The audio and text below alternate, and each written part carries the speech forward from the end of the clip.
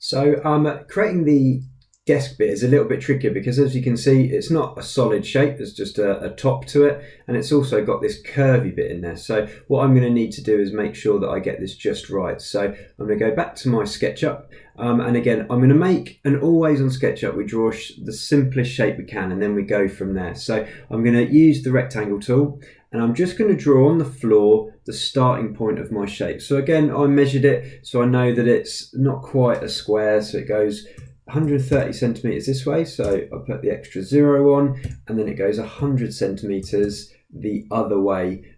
So I've got this, oh, that doesn't look right, does it? So it's 100 centimeters, which means I need to add on an extra 0, so it's 1300 and 1000. That should be a better shape. There we go. So I've then got that, and then what I'm going to do is I'm going to make it 3D right the way up to top, so I can lift it up, and I can take it to, I knew it was 74 centimeters, so I could type in 740, or I can, quicker way of doing it is I click once with the mouse button, and I can just click on an edge. If I wanted to, I could make it go directly up to the top here, so it actually, SketchUp like gets things level with other bits, so I can take it up to that point.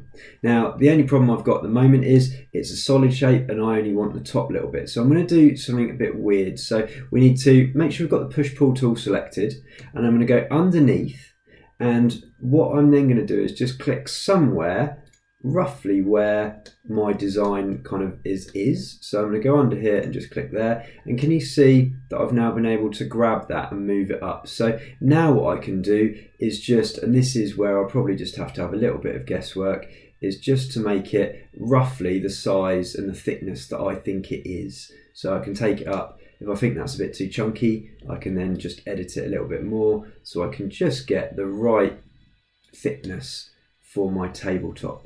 Okay, so that's the first little part we need to